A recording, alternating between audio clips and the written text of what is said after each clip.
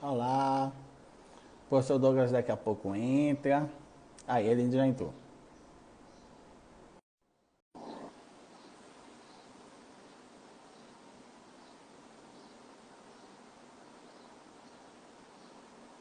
Conectando. Desculpe, Pronto. desculpe. Não, Desculpe. fique tranquilo, acontece, rapaz. Em épocas de pandemia, até a internet está ficando ruim.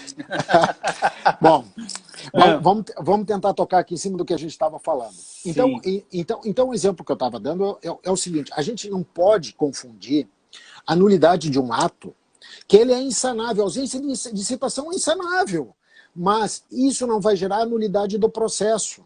Então, por isso é que eu defendo, no Código de Processo Penal que eu escrevo com o Pacelli, a gente propõe uma releitura desse tema.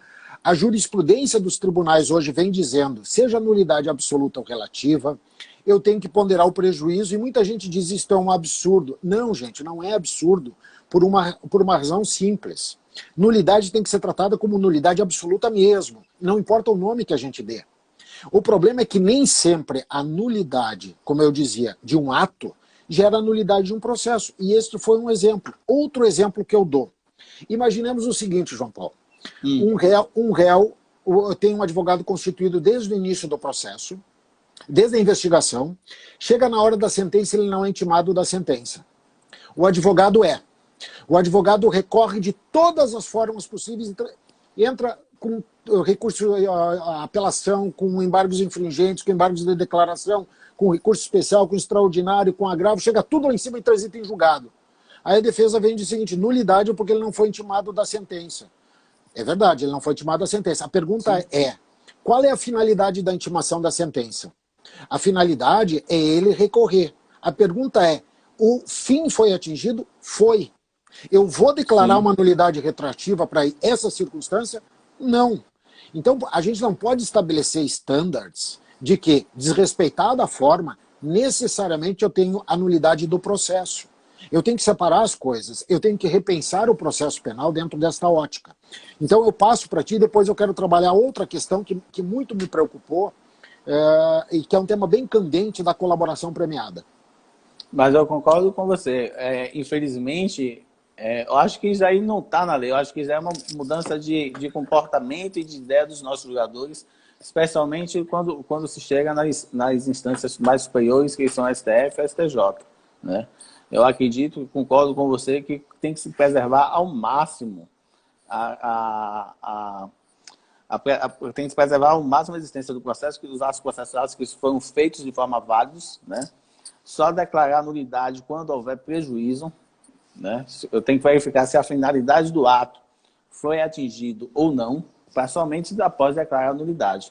Muitas vezes a gente declara a nulidade sem pensar na finalidade. Nesse caso daí que você deu, por exemplo, da intimação da sentença. Né? E a gente tem um problema maior ainda, que quando a gente declara a nulidade de todo o processo, quando o processo retorna para a primeira instância, muitas vezes retorna já prescrito. Né? Isso. Então você passa 10 anos, às vezes discutindo uma questão processual, um menino processual, no STJ, no STF, e quando retorna, não resta outra alternativa ao juízo declarar a prescrição. Então, deixa eu te dar um exemplo, tá? Deixa eu explicar primeiro, que às vezes, eu gosto de analisar, não é porque o Supremo decidiu a favor ou contra do que eu penso, é que eu gosto de trabalhar muito sistemicamente e racionalmente as coisas. Sim. Eu não gosto de dogmas. Tem dogma, forma é garantia, portanto desrespeitou a forma, violou a garantia. Isso eu acho um equívoco. Mas eu não estou defendendo violar a forma e tirar a garantia. Se a garantia se ela existiu, eu atingi o fim. Mas vamos lá. Veja bem, o Supremo decidiu, para mim mal, mas decidiu, vamos respeitar, que as alegações finais, no caso de processo com réu colaborador, deveria ser Ministério Público, réu colaborador e o réu. Bom, o CPP nada dispunha, nada, e ele dizia o seguinte: as alegações finais serão feitas pelas partes, que são primeiro a acusação e depois os réus. Certo? Sim. Pois muito bem. Esta é a ordem. E por que tem que ser assim? Porque os réus têm o direito de contestarem aquilo que for dito pela acusação. Embora Sim. todas as provas já produzidas já devam estar no processo. Sim. De acordo? Bem, o Supremo inovou nesse entendimento. Uma questão que eu quero dizer, eu acho bom que seja assim. Ministério Público, réu colaborador e o réu eventualmente delatado. Eu acho bom que seja assim. A Lei 12.850, a partir de 23 de janeiro de 2020, passou a estipular isso, que o réu delatado vai falar sempre depois. Mas nunca tinha isso, não tinha essa regra. Pois muito bem, eu não tenho dúvida. Só que quando foram feitas as alegações finais naquele caso, a regra era clara. Primeiro a acusação, depois os réus. Os réus conjuntamente.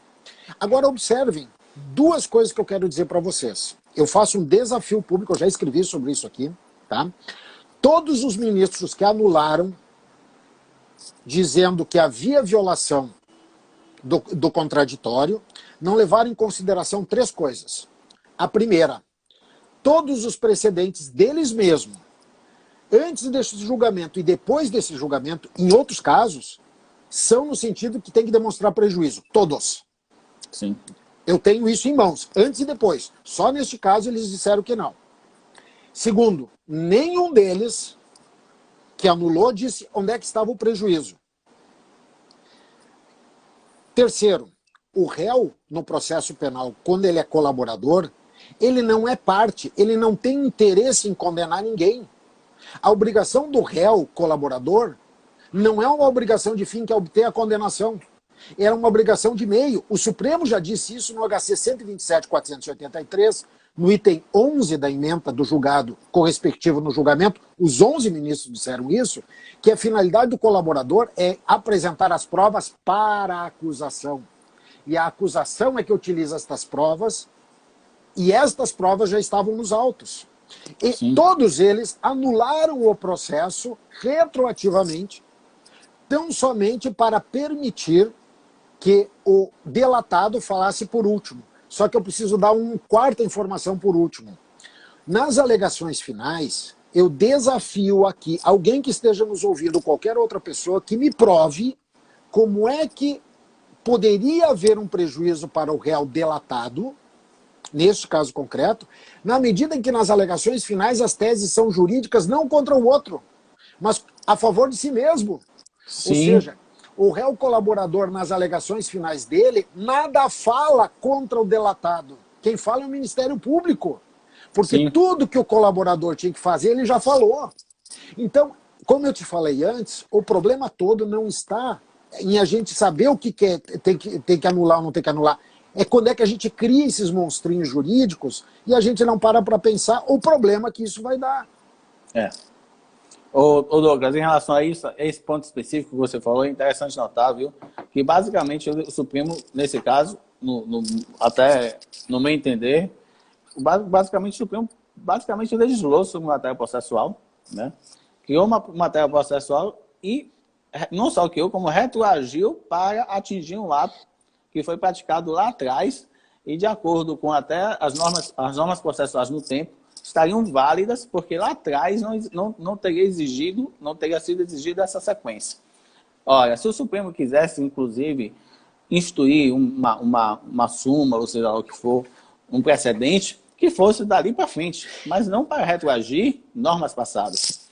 E o segundo da finalidade que você falou aí, só para terminar, é o seguinte, pode ser tão absurdo, mas tão absurdo que você falou aí, que se não comprovar que houve prejuízo, que pode voltar tudo e o réu que conseguiu anular esse processo apresentar a mesma peça de alegações finais que ele apresentou. E vai acontecer isso. E vai acontecer isso. E vai acontecer isso. Tu pode ter certeza. E observe duas coisas importantes que eu dolosamente deixei para falar agora. Sim. A primeira delas, uma semana antes deste precedente, a primeira turma do Supremo, tá, tinha se deparado diante de uma ação penal em que o advogado se atrapalhou e juntou as alegações finais do réu antes do Ministério Público. Sim. Olha bem, juntou antes as alegações e depois o Ministério Público. Aí ele foi para a tribuna, fez a sustentação oral e não falou nada. O réu foi condenado. Aí ele arguiu dizendo o seguinte, nulidade por inversão processual. Aí o Supremo perguntou, vem cá, tudo bem, aconteceu uma inversão, mas aí foi da acusação e da defesa, veja a gravidade. Sim. Uma semana antes desse precedente. Eles, onde é que está o prejuízo? Porque tu foste da tribuna e atacaste tudo que tu querias dizer como última sustentação do processo. Ora, neste caso concreto aí, também aconteceu isso. Ele pôde apelar, ele pode fazer recurso, ele pode fazer tudo. Né? Sim. E ministros que não anularam lá, neste caso, anularam nesse processo aqui, uma semana depois. Vem cá, qual é a racionalidade jurídica disso? Não tem racionalidade. E mais, uma coisa que tu perguntar, para mim processo penal é lógica, é racionalidade. Sim. E uma coisa eu gosto de dizer o seguinte, o Supremo Tribunal Federal tomou uma decisão super importante, se não me engano que é no HC 123.900, alguma coisa assim, que eu já escrevia isso com o Pacelli, que o interrogatório é o último ato do processo, salvo para procedimentos especiais. Isso está lá no parágrafo 4º, né? E nós dizíamos o seguinte, olha, não tem lógica isso, então tem que valer para todo mundo. Sim. Ou o interrogatório é para todo mundo, ou não é. Então, por uma interpretação extensiva, isso deveria valer a todo mundo.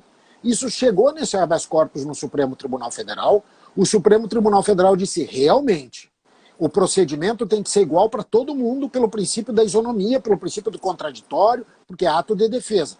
Então, a partir de agora, tem que aplicar assim. Para trás a gente não anula, não. Todos os ministros que anularam este caso concreto da colaboração, todos, não anularam naquele caso lá. Sim. Qual a lógica? É. Eu não sei, eu não consigo entender. Tá entendendo? Então, esse é um problema das nulidades no processo penal brasileiro. Não é a nulidade, é como a gente vai tratar o tema sem racionalidade. Sim. Ô Douglas, eu não sei se você pensa como eu, mas as alegações finais já foi visto, e tinha motivo para isso, já foi visto como a peça mais importante do processo penal. Mas tinha motivo para isso antes da alteração do Código de Processo Penal. Porque você tinha lá atrás, eu sou um pouquinho mais antigo, mas ainda peguei o Código Penal na sua redação originária, que dizia o seguinte, primeiro o interrogatório, depois vinha o tríduo legal e apresentava a defesa prévia. A defesa prévia, basicamente, me resumo aqui a atacar de forma genérica, né, os fatos narrados pelo Ministério Público e apresentarei minha tese de defesa ao final nas alegações finais. Isso. Só que aí veio a alteração do CPP e aí você já é obrigado, inclusive, a mostrar suas teses de defesa já na resposta à acusação. Né? Isso. Então, basicamente, as alegações finais é como se fosse uma cópia colar da resposta à acusação. Né? Isso. Até então, porque a resposta à acusação agora, ela pode ensejar, depende do caso, a absolvição sumária. A absolvição sumária, que a gente não tinha antes. Né? Aliás, eu fiz muito disso, João Paulo. Já fiz muito, porque nesse dia, por uma coincidência, né? Hoje eu estou completando 24 anos de MPF. Então eu peguei já peguei muito desses procedimentos onde era feito isso, cara. Sim. Então, sabe o que é? Olha só a falta de racionalidade. Vou abrir só um parênteses de uma coisa que eu publiquei no Instagram faz 2 horas. O Supremo abriu uma excepcionalidade para habeas corpus coletivo naquele caso das mulheres grávidas, tá? Sim. Tá. E o Supremo disse, isso é para situação extrema, tá virando moda. Então, aquilo que tem que ser exceção... Não sei se chegasse a ver. No caso de Minas Gerais, os presos entraram com habeas corpus, o STJ deu o habeas corpus, dia 8 agora foi publicado. Olhem o problema. Disse o seguinte, as pessoas que estão no regime semiaberto não podem sair para trabalhar. Não pode sair, por conta da pandemia. Então, não, tudo bem. Então, nós vamos fazer o seguinte, eles não podem ser penalizados para isso, porque eles têm direito a trabalhar.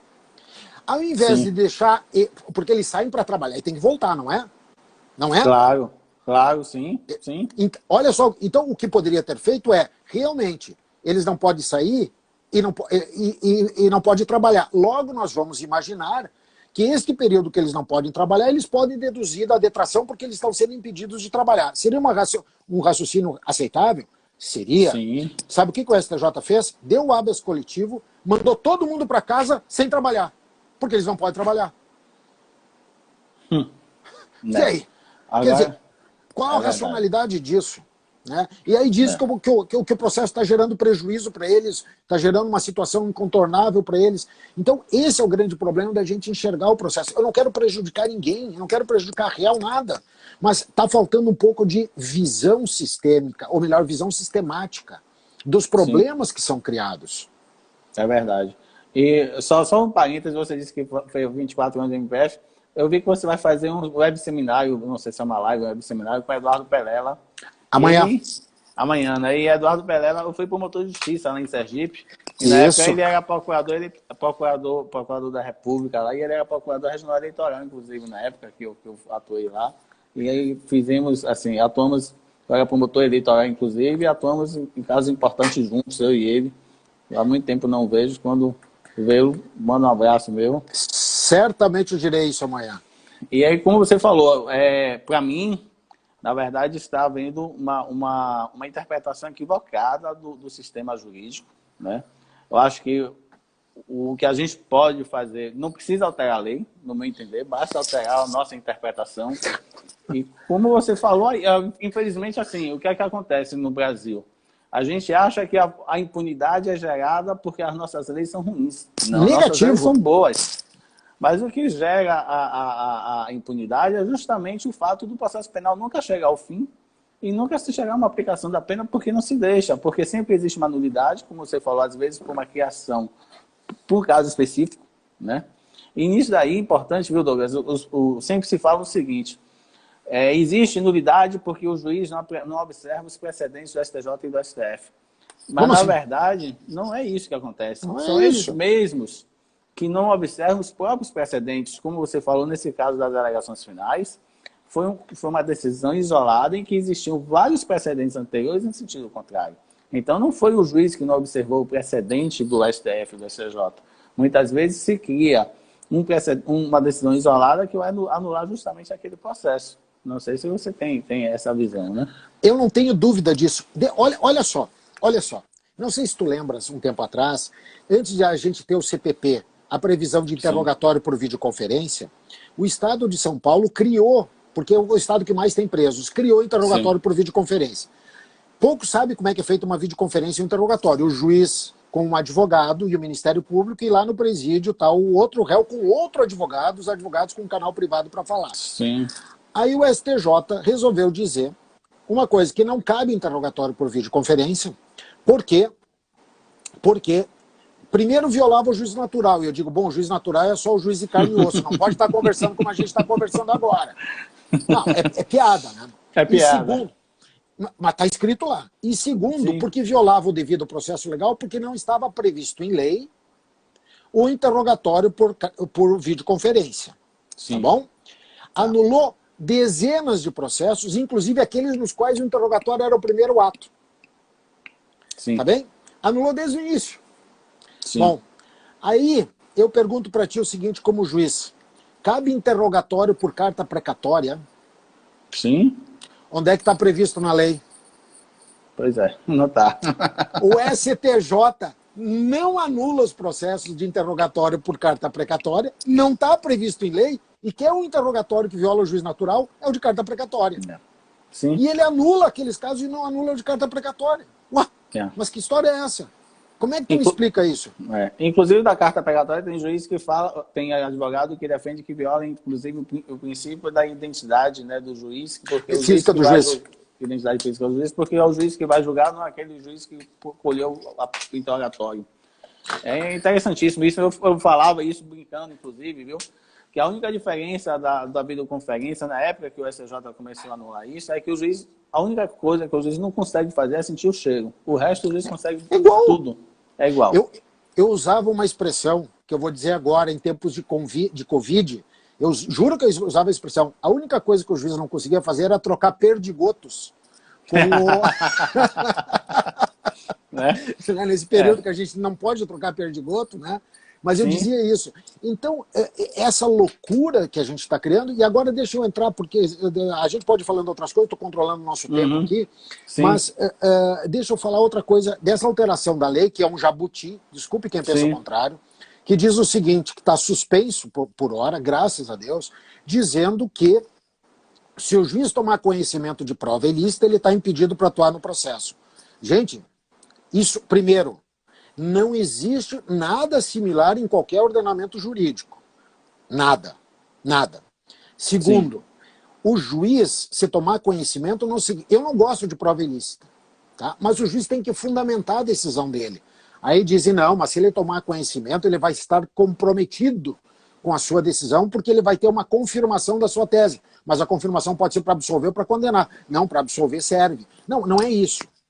A questão toda é partir do pressuposto indiscutível que ele está contaminado. Agora, olha o problema. Olha o problema. Vamos partir do pressuposto que eu sou um juiz que absolvo muito e tu é um juiz que condena muito. Tá? Sim. A defesa não gosta de um juiz que condena muito. Aí, sem querer, a defesa junta uma prova ilícita no processo do João Paulo. O que aconteceu? Tu tá fora do processo, meu cara. Sim. Tu tomou conhecimento de prova ilícita. Agora, é verdade. Eu sou um juiz que absolvo muito. Aí o Ministério Público não gosta que eu sou um juiz que absolvo muito. Aí junta uma prova sem querer ilícita no processo. Tirou o juiz do processo. Agora, quer ver onde é que eles vão ter um problema maior? Sustentam que a prova é ilícita.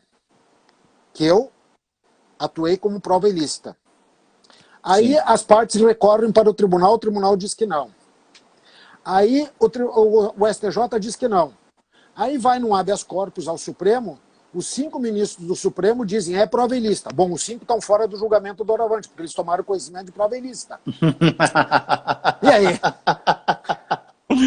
Eu nunca tinha pensado nisso. É verdade. Tá vendo? É verdade, viu, rapaz? Tô vendo. Situação. Então, são essas loucuras que o pessoal cria e diz, não, isso vai valer só para o juiz de primeiro grau. Quem disser isso, aí eu vou dizer o seguinte, então tu é preconceituoso com o juiz de primeiro grau. Sim. Tu tem preconceito, achando que o juiz erra sempre, que o juiz está contaminado sempre. Entendeu? Então, a gente não pode, tu disseste bem, a gente não pode criar absurdos. Né? Eu uso uma expressão brincando, já que a gente está num ambiente descontraído, a gente acaba criando gremlins jurídicos. De onde é que eu tirei essa expressão? Tu lembra do filme Gremlins? Lembro, sim. Tá. O filme Gremlins era o seguinte, eu contei isso ontem numa aula, me lembrei disso agora. Eram uns bichinhos, tinha um bichinho bonitinho que era o Mogwai, que era muito bonitinho, mas tinha 3 regras. O Mogwai é como a lei, tá? Tá. Aí, o que acontece? Tinha 3 regras. Tu não podia deixar o Mogwai comer depois da meia-noite, que ele virava um monstrinho, que era o Gremlin. Sim. Tu não podia deixar ele cair dentro d'água, porque ele se reproduzia que nem uma loucura. E terceiro, tu não podia deixar uma luz forte nele, porque senão ele começava a gritar e virava uma loucura. Sim. O que eles fazem com isso é um crime jurídico, porque eles dão comida pro monstrinho depois da meia-noite, ele vira um monstrinho, aí todo mundo começa a reproduzir que é um monstrinho, e aí eles começam a gritar e todo mundo se perde, daí ninguém entende mais nada. Entendeu? É verdade, rapaz. Então, você falando desse negócio aí do absurdo jurídico, imagine você, quando vê esse negócio do STJ, da decisão do interrogatório por videoconferência, que é o primeiro ato, imagine você que anulou, voltou, e aí houve alteração na lei e vai se permitir fazer no mesmo processo a videoconferência do interrogatório no último ato. Isso. Tá, é o seguinte, como é que tu... Eu tô criticando aqui, tá? Eu tô criticando aqui. Agora, não adianta eu criticar sem dar uma solução. Sim. Entendeu? Bem, vamos dizer que o STJ anulasse o interrogatório dizendo que, como meio de defesa, ele tinha que ser o último ato do processo. Esse era o fundamento. Como é que tu resolve, mesmo que tu dê uma interpretação retroativa errada, como é que tu resolve o problema para não declarar a nulidade do processo? Ora, chama o réu agora. Sim. Lá no STJ e diz, e aí, o que tu tem a dizer como último ato do processo, mesmo agora? Existe óbice legal para fazer isso? Nenhum. Não. Nenhum. Então Não. chama o réu, ou delega por carta de ordem. Sim. diz, fala aí o que tu tem para falar, depois, inclusive da instância recursal, nós vamos te dar, veja bem, cognição ampla de todas as teses. Diz aí o que tu tem. Fala aí. Pode fazer isso mesmo. Pode fazer. Não existe claro. óbice legal. Né? Não, então, não. E por que não fazem isso? Porque não enxergam o sistema das nulidades como uma forma de salvar o ato de outra maneira, que vai, de certa forma, neste exemplo que eu dei, maximizar a ampla defesa. Vai dar a chance dele falar lá na frente sobre tudo. Sim. Sobre tudo. Eu, como membro do Ministério Público, se um tribunal reconhece uma nulidade por essa circunstância, eu devolveria para o tribunal e diria o seguinte, eu não tenho óbice que vocês deem a mais ampla possibilidade de defesa de ele falar antes de você julgarem um recurso, com toda a cognição possível, que não seria possível no recurso próprio. Ou seja, se é num recurso especial, que ele argue isso e o tribunal vai declarar a nulidade, abram a possibilidade para ele falar sobre todas as teses jurídicas no recurso especial. E aí vocês vão dizer, não, mas eu não posso discutir em recurso especial matéria de prova. Deem a cognição para garantir habeas corpus de ofício se tiver alguma nulidade diante do prejuízo concreto. Se tiver, vocês anulam. Se não tiver, vocês seguem o jogo. Porque eu tenho que salvar o processo sob a ótica de não prejudicar o réu, mas saber que se eu desrespeito a forma, efetivamente trouxe um prejuízo para ele. Então, vai dizer para ele, me diga aí neste caso concreto das alegações finais, o que é que o colaborador disse que você não pôde rebater, que te trouxe prejuízo. Sim. Se ele me dissesse, eu não pude rebater isso, eu não anulo o ato. Eu faço o quê? Onde é que estão as provas contrárias ao contraditório para que tu possas rebater isso? Tem essas provas? Tenho. Quais são as provas? Essa. Então eu vou analisar essas provas e se tu tiver razão, eu dou provimento para te absolver. Agora, nós enxergamos o processo como um fim em si mesmo. Nós temos um fetiche pela nulidade. Aliás, eu brinco, João Paulo, que no processo penal, boa parte da doutrina brasileira pensa que todo processo penal é nulo até prova em contrário. É verdade. Entendeu? Eu acho que isso acontece muito, viu, Douglas? Porque no nosso... Não é engraçado o que eu sempre falo, não precisa mudar a lei, não precisa mudar a Constituição. Basta mudar o nosso pensamento e nossa consciência. Então, no nosso processo penal brasileiro, a gente acredita que são 4 instâncias de julgamento, né? O juiz de primeiro grau, o tribunal, a STJ e a STF, quando na verdade não é. A STF e a STJ deveriam se reservar o papel constitucional deles, que é super importante. O STF de guardião da Constituição Federal e o STJ de uniformizador da legislação federal. Quer dizer, só poderia chegar ao conhecimento deles aqueles recursos que diziam respeito a esses temas. E isso daí eu acredito que deveria se reportar também ao habeas corpus. Porque o que acontece muito? O habeas corpus muitas vezes é utilizado como meio de recurso para um caso que não caberia recurso especial nem recurso extraordinário. Deixa eu te fazer uma... Tu tocaste num ponto que é extremamente importante, porque o Supremo decidiu agora, recentemente, mudou atrás, dizendo do princípio da inocência e tal. Eu respeito quem defenda que tem que ter todos os recursos, tá? Sim. Tudo bem. Eu discordo e vou aproveitar essa live para trazer de novo um desafio que eu fiz esses dias, tá? Primeiro, eu vou dar... Ou melhor, primeiro eu vou fazer o desafio. Prestem atenção todos que vocês estão aí nos ouvindo. E se tu estiver gravando, divulgando a live depois, o desafio vale para todo mundo. Se tu divulgar e alguém que lê isso, que escutar, tiver essa resposta, eu vou fazer o seguinte. Eu tenho aqui meu CPP, os comentários do CPP, tá? 2020, eu mando autografado uma edição. Se alguém me provar o seguinte, o que eu posso fazer em recurso especial ou extraordinário que hoje eu não posso fazer em habeas corpus. Ou inversamente, me deem uma hipótese que eu possa arguir em habeas corpus alguma coisa que eu não consiga em recurso especial ou extraordinário. Agora, tá feito o desafio. Agora eu vou dizer o seguinte.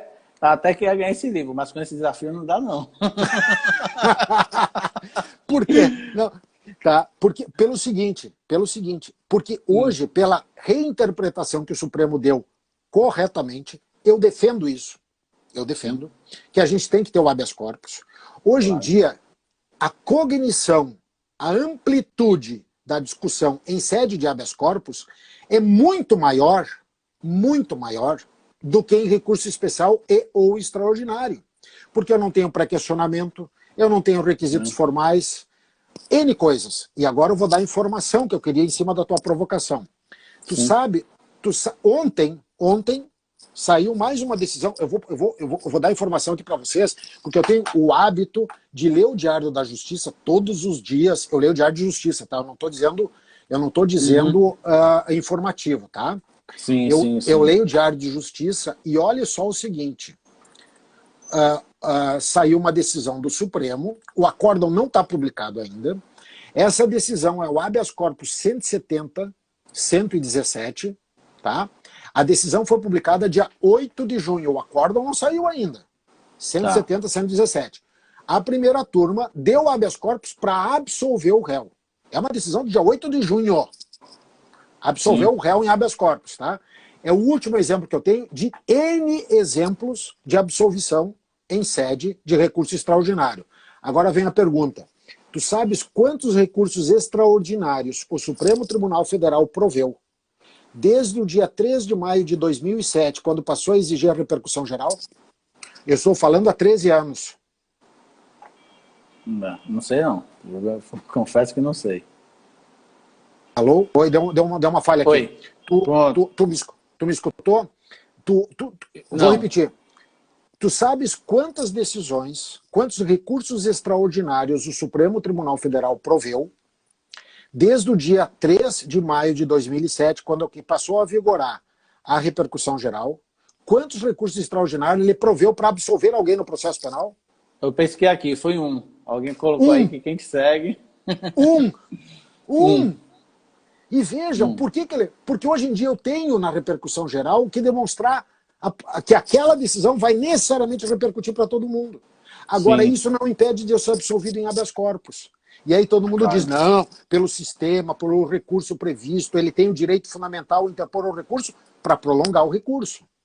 Para prolongar a possibilidade dele ser responsabilizado. Então a gente tem que pensar sistemicamente e ver sistematicamente para ver que hoje em dia a defesa, corretamente, eu não quero tirar o instrumento, não. Corretamente ela tem o habeas corpus. E eu conto isso sempre nas minhas aulas, João Paulo. Sim. Tu sabes que tem a súmula do Supremo que não admite habeas contra habeas. Sim. Contra liminar. Tá bem? Tu sabe quem é que impetrou o primeiro habeas no Supremo Tribunal Federal em favor de um réu discutindo essa súmula? Não. Aí, ó. Eu, em favor de um réu. Tá? Mas aí, não era contra o indeferimento de liminar. A súmula 691 não era contra o indeferimento de liminar, era contra a negativa de jurisdição, que eu tinha um habeas corpus no STJ em favor deste réu, o STJ não julgava, eu pedi julgamento, não julgava, eu impetrei o habeas no Supremo.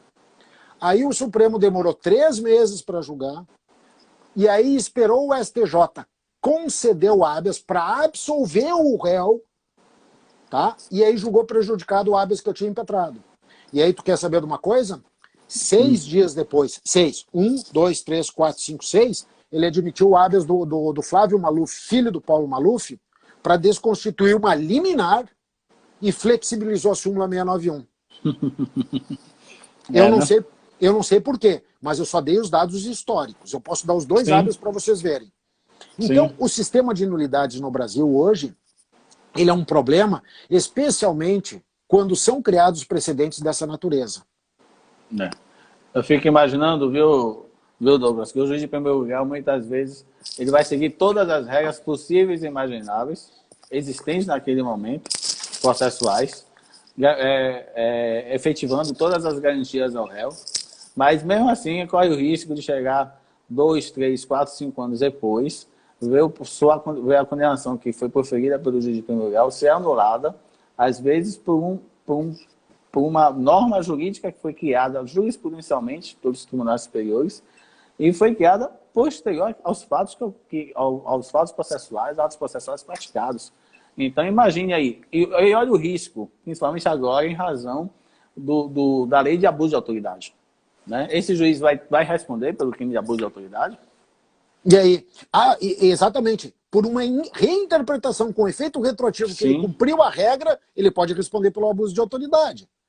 Exato. Olha, eu brinco e falo sério. Eu brinco e falo sério. Porque eu coordenei os ingressos dos colegas que entravam no Ministério Público Federal e eles tinham um curso e eu brincava para eles, ó, no próximo curso nós vamos começar a distribuir não mais notebooks e material para vocês atuarem, nós vamos dar uma bola de cristal, porque vocês vão ter que começar a adivinhar o que eles vão mudar lá na frente para vocês já aplicarem agora. Entendeu? Então essa loucura, né? Um abraço ao meu amigo Bernardo, meu colega Bernardo, eu vi que está entrando aqui, colega do último concurso, grande figura, e eu não consegui ver todo mundo, casualmente ele entrou aqui. Então, o problema, vamos voltar lá no início, o que nós dissemos não é a nulidade em si, quanto a isso ninguém tem dúvida. Ninguém quer processo nulo, ninguém quer nulidade procedimental. Eu me preocupo demais com a nulidade, eu arguo nulidade em favor de réu.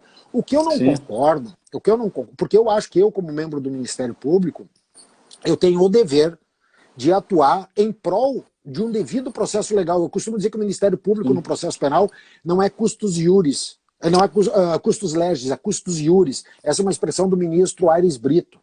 Né? Ele tem que custodiar o direito em prol da defesa, em prol do devido processo. Né? Mas aí o pessoal começa a inventar, e o pior que me chama a atenção, eu estou vendo que tem várias pessoas que estudam o direito aqui, que eu, tendo essa oportunidade contigo falar, a grande maioria das pessoas faz a interpretação jurídica, que eu gosto de usar exemplos assim, meio, né? Que é a hermenêutica jurídica do Ctrl-C, Ctrl-V. Copia e ninguém mais fala, ninguém mais pensa, ninguém mais não dá um passo atrás para entender que está errado. E ele diz, mas por que o fulano de tal decidiu? Sim, mas e ele está certo? Se a gente não sustentar as coisas e mostrar que está errado, a gente não muda. Né? Claro, se o Supremo diz que eu tenho que fazer assim, eu vou fazer assim, ok? Mas isso, todo mundo é conformista. É conformado demais e não discute tecnicamente as coisas. Acho porque o sujeito é um ministro do Supremo, um ministro do STJ, que ele é o cara. Não é. Nem nós dois somos, gente. Nós não somos ninguém. Nós estamos aqui pensando e repensando. Por isso que eu disse, eu faço o desafio constantemente e fiz esse desafio sincero. Se alguém me mostrar que eu estou equivocado, eu volto atrás. Mas eu gosto de colocar meus pensamentos em xeque exatamente para isso, para ver se a gente está seguindo o caminho correto, João Paulo. E é isso que as nulidades precisam ser revistas. Nós precisamos repensar o sistema, deixar esta formalidade absurda. Sob a ótica, eu brinco, nós vivemos num sistema da instrumentalidade das formas. E muitos querem a formalidade do instrumento. Desculpe o trocadilho. Tá? Claro. Mas é isso. Então, vamos deixar de lado aquele dogma. Eu digo, tudo que é dogma está equivocado. Mas a gente escuta isso pelo Brasil afora. Forma é garantia, forma é garantia, forma é garantia. Desrespeitei a forma, logo violei a garantia, logo o processo penal é nulo e tem que acabar tudo. Não é isso, gente. Não é isso. Porque se fosse assim, não precisa advogado, não precisa juiz, não precisa promotor. Bota uma máquina a resolver, ela vai fazer a forma, e acabou. E você sabe que corre risco de logo acontecer isso, né? Cada vez mais está se falando em robotização da justiça, né? Como é inteligência artificial para o uso da justiça. E nada mais é do que, na verdade, substituir juízes por máquinas. Que você vai colocar ali o caso e ele vai lhe dar, em tese, uma resposta mais adequada, né? Por uma parametrização. Né? E é muito comum, João Paulo, eu já tive a oportunidade de debater com algumas, aspas, autoridades, né, inclusive do Judiciário do Supremo Tribunal Federal, e eu perguntava, vocês decidiram assim e vocês decidiram assado? Fazia a crítica e dizia, me explica a diferença. Não, mas nós já decidimos assim. Eu disse, não, isso eu sei. Agora me explica por que vocês decidiram assim e decidiram assado. E sabe o que me surpreende? Às vezes não sabem explicar. Não sabem. Não sabem pensar sistemicamente. E hoje em dia nós temos também, eu brinco muito, eu adoro criar coisas assim. A nossa hermenêutica hoje é a hermenêutica das ementas. A gente copia a ementa de está decidido. E aí faz Ctrl-C, Ctrl-V e vai batendo. Eu já contei para várias pessoas o seguinte, o STJ tem anulado vários processos dos crimes de apropriação indébita previdenciária, o artigo 168A, anulando porque não teve o exaurimento da esfera administrativa. Tá? E eles, olhem o absurdo, eles citam uma decisão do Supremo que, em embargos de declaração, foi mudada no sentido contrário. Eles citam a primeira emenda. O Supremo nunca decidiu o que eles citam. E eles anulam com base em uma decisão que juridicamente não existe. Eles citam o fundamento que não existe. É o que você falou, né? A gente decide por dogma, né? E decide assim, por dogma. Então, a gente não pensa o que a pessoa fala. Eu já tive vários colegas que me falaram, rapaz, eu invento um nome bonito e coloco lá, de acordo com o doutrinador não sei quemzinho, e joga lá o que ele pensa, e muitas vezes cola, viu? É a mesma coisa. Então, você pega uma decisão que nunca foi decisão, como essa, né? Só fazendo um parênteses, quem entrou aí foi João Bosco, também colega seu, procurador regional da República. Bosquinho tá aí? Tá, entrou. Não sei se ainda tá, mas entrou. Eu fui estagiário dele, viu? Bosquinho, figuraça, irmão de Paulo Fontes. Sim, eu fui estagiário dele lá no MPF, lá na Bahia, na época que eu era estudante. Bosquinho é uma figura. Se ele estiver online, um abraço para ele, porque é uma figuraça. Uma figuraça. Sim, eu gosto muito dele. Faz tempo que eu não falo com ele. Faz muito tempo, né? E eu vi até um comentário aqui assim do Bernardo, que era difícil responder as questões do examinador Douglas Fischer, que eu fui examinador do concurso, dos 2 últimos concursos eu fui examinador de processo penal, e o pessoal dizia que eu fazia uma prova terrível. Eu admito que eu fiz uma prova objetiva um pouco mais exigente, mas sabe por quê? Sabe por quê? Porque eu não perguntei nenhuma questão de decoreba. Eu botava um problema para o pessoal resolver pensando, como é que tu resolve o problema? E hoje em dia nós não sabemos mais pegar o problema, nós temos fórmulas e se apresenta um problema e a gente só tem a fórmula. Se a fórmula não encaixa, a gente não pensa. E a gente tem que entender, compreender o problema para então resolver o problema. E aí eu comecei a desenvolver isso. As questões não eram difíceis, elas eram diferentes. Porque hoje em dia nós criamos essa mania de ter um automatismo. E no direito, a gente não precisa ter uma pessoa brilhante que saiba todas as teorias de cabeça, todas as coisas, que decore tudo. Não, eu preciso ter alguém que pense, que raciocine e que resolva o problema como das nulidades. Né? Como disse o Bernardo, é o problema que a gente tem aqui no dia a dia, que tu como juiz, eu como membro do Ministério Público, vocês como defensores, como advogados, como delegados, em qualquer função que a gente vai fazer, a gente tem que, quando vai sustentar uma tese, a gente tem que ver o que pode acontecer. Ontem eu estava dando... Se tu me dá chance, que eu fico falando, João. Pode falar. Eu estou tendo uma aula aqui. Eu só tenho um cara que fala mais que eu. Só tem um cara. O nosso amigo Leandro. Porque o Leandrão não dá chance. Leandro... Rapaz, eu fiz live com ele tentando ali disparar e eu tentando falar e ele não deixa. E nós apelidamos ele, nós temos um grupo de amigos, ele não pode... Obrigado, Marcela. Obrigado pela tua mensagem aqui. Mas o Leandro, nós temos um grupo aqui, assim, que tu logo vai conhecer as figuras. O nome dele é Leandro Bastos Nunes, né? Sim. Eu apelidei ele de Leandro Bastos Live Nunes, porque o cara tá em todas agora. Como disse o Bernardo, o Leandro é mito, né? O cara é uma máquina, né? Então, eu admito que eu falo menos do que ele. Até me fugiu o que eu queria falar agora quando eu comecei a destacar. Bom, daqui a pouco volta. Fugiu. Foi-se. Você sabe que o Leandro, eu conheci ele lá em Brasília, a gente era advogado da União juntos, moramos juntos em Brasília. E já desde aquela época ele era uma máquina de estudar. Rapaz, ele estudava muito. Ele é muito inteligente, ele é muito dedicado. Um abraço ao Amorim, promotor de justiça do júri, um dos mais combatentes promotores do júri aqui de Porto Alegre.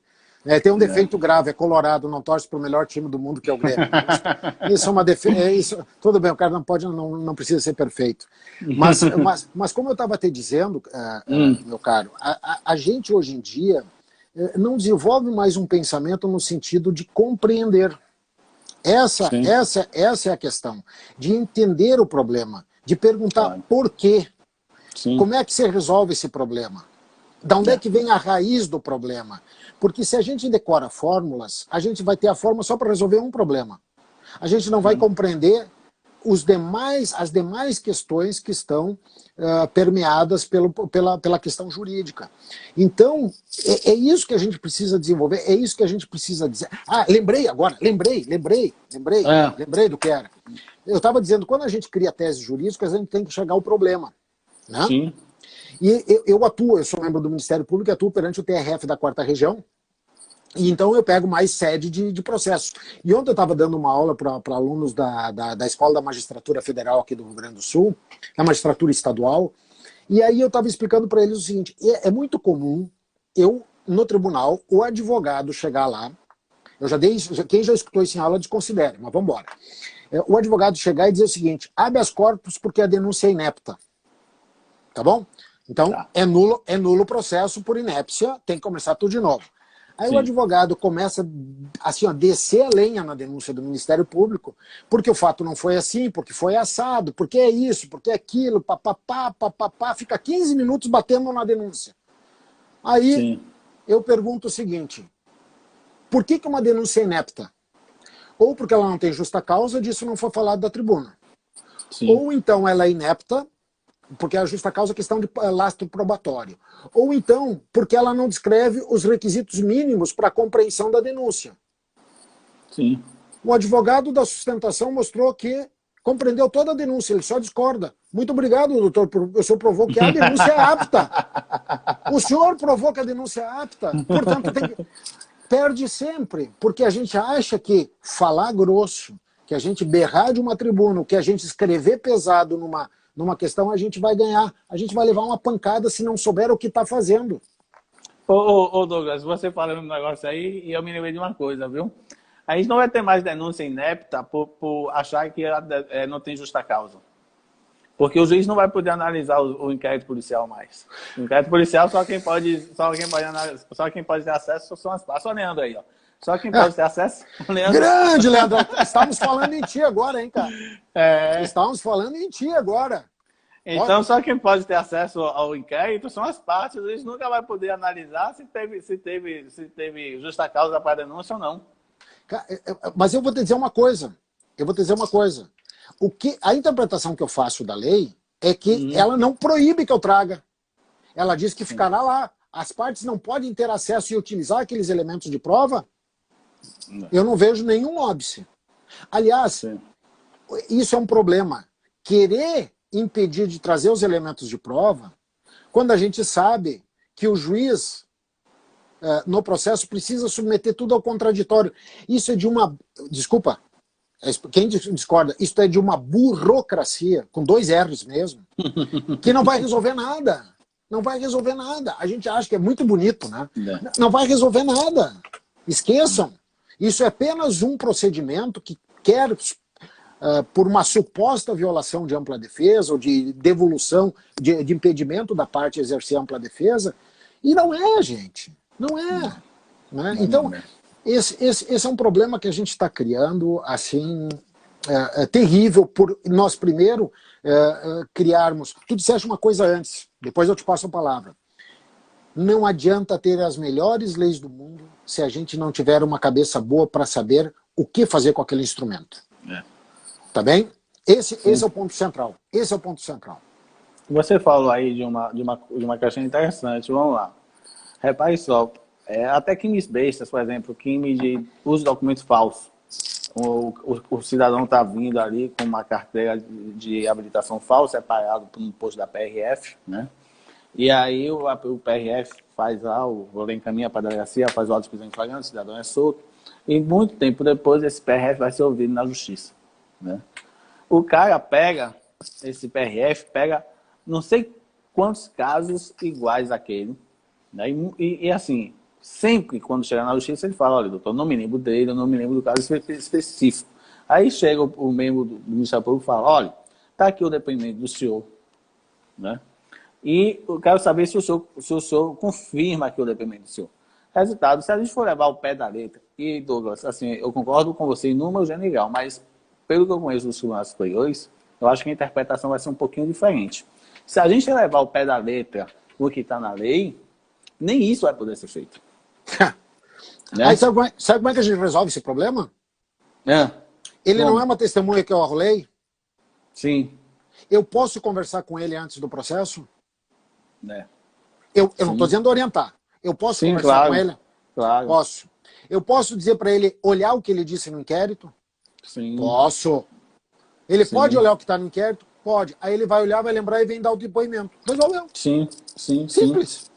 Cara, assim, ó, não adianta a gente querer criar impedimentos dizendo que isso viola o devido processo, porque eu vou poder fazer isso, e isto viola alguma coisa? Não viola nada. Também não viola nada. Nada. Eu estou falando assim, o absurdo que pode vir no futuro próximo, né? Assim, ó, por isso que eu te disse, dentro da dogmática processual penal brasileira, um bom segmento da doutrina, com respeito, mas eu discordo, defende o dogma que todo o processo penal é nulo até prova em contrário. Ou seja, eu vou encontrar uma nulidade ali e vou anular tudo isso para começar de novo. Sim, mas o que tu tem a dizer pelo processo? O que isso vai te importar? Não me interessa, eu quero anular o processo. Entendeu? E a gente eu já vi, inclusive, advogados e doutrinadores, claro, da advocacia, dizer o seguinte, que a lei anticrime foi até tímido nesse ponto, e dizer o seguinte, dizer que deveria destruir o inquérito, começar... Eu já ouvi gente dizer isso, viu? Tá? Assim, ó. Não, voltou. Assim, ó. Tudo bem, tu quer dizer isso? Tá, tudo bem, pode dizer isso. Tá? Mas eu já tive, por exemplo... É que as pessoas não pensam sistemicamente, tá? Não pensam sistemicamente. Tá? Eu vou te dar um exemplo, sem citar nomes, tá? Que um tempo atrás eu vi uma queixa-crime, uma ação penal privada, movida por um grande doutrinador brasileiro. Um grande doutrinador brasileiro numa ação penal privada representando o seu cliente. Tá bom? Sim. O juiz rejeitou a denúncia citando a doutrina dele com razão. Situação, hein? E aí, meu amigo? Situação. Sabe por quê? Porque as pessoas arguem qualquer coisa por qualquer coisa. E não pensam que o direito está acima de qualquer problema. O juiz citou a doutrina dele para rejeitar. Veja bem, o juiz não abriu nem vista para a defesa apresentar a defesa preliminar. Ele rejeitou de plano. Certíssimo. E aí, meu velho? Douglas, o tempo. Acho que já está terminando. Pelas minhas contas aqui, caiu e aí depois a gente retornou. Rapaz, foi um prazer conversar com você aqui nessa live. Você sempre foi muito educado, muito solícito comigo. Em nenhum momento disse não, muito pelo contrário, sempre procurou viabilizar a live. E assim, hoje eu tive uma verdadeira aula de penal e processo penal com você. Sistema de nulidades, né? E a questão da prova ilícita. A live vai ficar salva, tá, gente? Quem quiser assistir, Leandro que pediu aí para salvar. Mas muito obrigado, viu, Douglas? Muito obrigado mesmo. Eu te agradeço, a gente vai manter contato, vamos conversar. Assim, ó, o que a gente tem que fazer é crescer, todos nós crescermos, todo o pessoal que está aqui, para conversar, a gente tem que conversar mais e não impor tanto, entendeu? Eu não quero colonizar ninguém, eu não quero ensinar a ninguém. O que eu mais quero é que vocês pensem, se as pessoas que estão aqui, eu sempre digo isso, saem pensando um pouco diferente, até divergindo de mim, mas pensando um pouco diferente, a gente atinge o objetivo. E a gente vai se encontrar muitas vezes ainda pela frente, meu caro. Eu te agradeço a oportunidade. Te agradeço a oportunidade. A gente vai se ver no seminário aí, promovido por Leandro Bastos Live Nunes. Leandro Bastos Live Nunes, o próprio. O mito. O mito. Tá já, Douglas. Um abraço. Um abraço para todos. Obrigado e valeu. Até mais. Valeu, até mais. Tchau.